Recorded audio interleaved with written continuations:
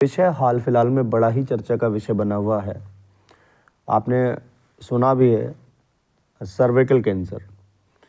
ये मैं इसलिए बता रहा हूँ आपको, ये कोई अपलोड नहीं करने जा रहा हूँ, कुछ नहीं, बस ताकि एक अवेयरनेस फैल सके और लोग इसके बारे में जान सकें। बस यही मेरा थोड़ा सा पर्पस है। तो थोड़ा सा समय मिला तो आपको बताने का प्रयास कर रहा हूँ, क्योंकि इसको लेकर के काफ़ी मिथ्स हैं।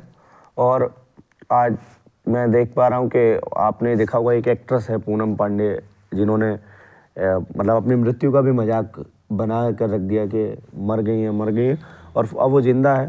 तो बेसिकली मैं आपको बताने का प्रयास करूँगा, जितनी जानकारी मेरे पास है आपके साथ मैं साझा करने का प्रयास करूँगा। यही प्रयास है कि लोग हेल्थी रहें। तो पहला मैं आपको बता देता हूँ, बहुत सारे लोग कहते हैं कि गर्भाशय का कैंसर है, पर हमको समझने की बात है कि इसका नाम सर्वाइकल कैंसर है। अब सर्वाइकल कैंसर, पहले तो हम समझे कि कैंसर क्या चीज़ है। अब समझिए, ये कोई सेल है, ये कोई सेल है और इस सेल से अभी दो डॉटर सेल बनती हैं, ठीक है। अब दो डॉटर सेल बनती हैं, ठीक है, बट अगर सेल का अनकंट्रोल्ड डिवीजन हो जाए, अनकंट्रोल्ड मतलब अभी तो एक जो है सेल जो है एक जो है रेप्लिकेशन जो कर रहा था अपना, मतलब डबल जो हो रही थी, वो जो है एक मैनर में हो रही थी, एक सही मैनर में हो रही थी। पर अनकंट्रोल से आप कह सकते हैं कि कहते हैं ना, किसी को क्या तो अपने कंट्रोल में रहे, कंट्रोल में नहीं है, मतलब नियंत्रण से बाहर हो जाए। तो जब ऐसा डिवीजन हो जाए तो उसको बोलते हैं कैंसर। अब सर्वाइकल कैंसर होता कैसे है, क्या है, पहले तो मैं आपको बता देता हूँ कि इस डायग्राम में आपको समझाने का थोड़ा सा प्रयास करूँगा। यहाँ पर ये जो एरिया है, ये मैं रेड कलर से जिसको, ये जो एरिया है, इस एरिया को बोलते गर्भाशय। गर्भाशय शुद्ध हिंदी में, और वैसे जो आम भाषा में बच्चेदानी भी इसको बोलते हैं। तो ये गर्भाशय है, और गर्भाशय के ठीक नीचे, जिसको हम पढ़ते हैं जब हम रिप्रोडक्टिव सिस्टम पढ़ते हैं, तो उसमें सर्विक्स क्या है। Basically cervix is the lower part of the uterus. जो यूट्रस है आपका, ये जो यूट्रस है, इसके नीचे का जो भाग है वो सर्विक्स है। यानी ये जो भाग आपको चमक रहा है, ये वाला जो भाग है वो सर्विक्स है, ठीक है। ये वाला भाग सर्विक्स है, और इसी भाग के मतलब ये यूट्रस बिल्कुल अलग है, सर्विक्स बिल्कुल अलग है, जिसको आप बर्थ कैनल भी बोलते हैं, ठीक है। यहाँ पर अनकंट्रोल्ड डिवीजन ऑफ सेल हो जाता है। तो होता क्यों है, इसका एक अहम कारण है, इसका एक अहम कारण है। अहम कारण का मतलब तो ये है कि मैं आपको बताने का प्रयास करता हूँ। अहम कारण इसका आप बोल सकते हैं कि एक वायरस है, जिसको बोलते हैं ह्यूमन पैपिलोमा वायरस, यानी जिसको आपने सुना भी होगा आजकल ये वर्ड HPV। HPV नाम का जो है वायरस, इसके कारण होता है।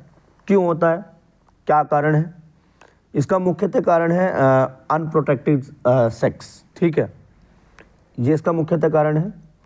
और दूसरा इसका मुख्यतः कारण है सेक्स विद मल्टीपल पार्टनर्स, ये भी इसका मुख्यतः कारण है।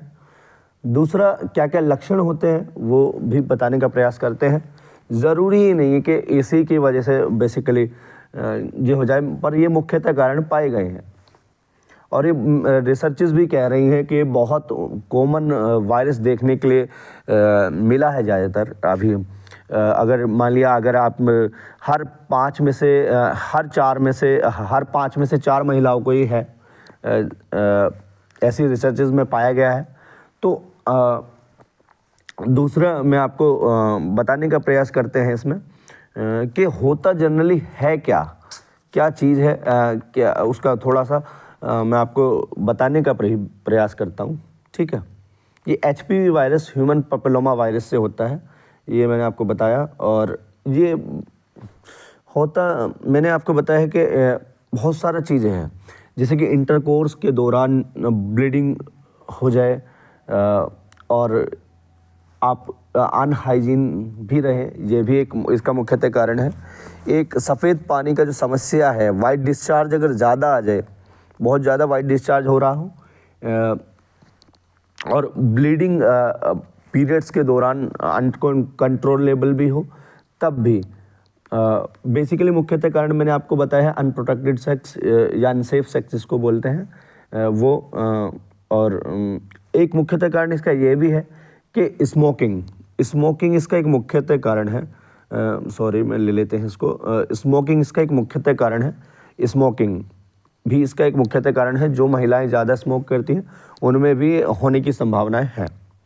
ठीक है, दूसरा मैं आपको बता रहा हूँ इसका क्या टेस्ट है, क्या इसका प्रावधान है। ठीक है, बेसिकली जो है एक टेस्ट होता है, शायद पैप स्माइलर करके टेस्ट होता है। मुझे बेसिकली नाम में मैं कह सकता हूँ थोड़ा कंफ्यूज हो सकता हूँ, बट वो टेस्ट जो होता है मैं आपको बताने का प्रयास करता हूँ। बेसिकली यही डायग्नोस करने के लिए होता है कि presence of human papilloma virus की प्रेजेंस को भांपने के लिए प्रयास होता है कि उसकी प्रेजेंस है या नहीं है। तो उसका बेसिकली मैं आपको बताने का प्रयास करता हूँ कि होता क्या है। देखिए, ये क्यूरेबल है, ये मैं आपको बोल सकता हूँ क्यूरेबल है। स्टार्टिंग की कुछ देखिए, इसको डेवलप होने में मैं आपको बता देता हूँ लगभग 10 से 15 वर्ष का समय लगता है। अगर इसकी प्री स्टेजेस हैं तो 10 से 15 वर्ष का समय इसको लगता है डेवलप्ड होने में। अगर ज़्यादा हो जाता है तो ये किडनी तक भी आपकी पहुंच जाता है कहीं ना कहीं हद तक। और एक मुख्यतः कारण यह भी है, एक लक्षण इसका मुख्यतः यह भी है, मैं आपको बताने का प्रयास करता हूं कि यूरिन ढंग से पास नहीं होता है। यूरिन पास होने में कुछ ना कुछ समस्याएं बनी रहती हैं जो भी इनसे ग्रसित है। एक मैं आपको बताऊं DES हार्मोन करके आता है, DES नामक हार्मोन, जो प्रेगनेंसी के दौरान अगर लिया गया हो तो उसके कारण भी ये हो सकता है। दूसरा मैं आपको बताने का प्रयास करता हूं कि इसका टेस्ट जो हर 3 साल के अंतराल के बाद कराना भी चाहिए, और यदि वो नॉर्मल भी मिलता है तो भी 3 साल के बाद कराना चाहिए।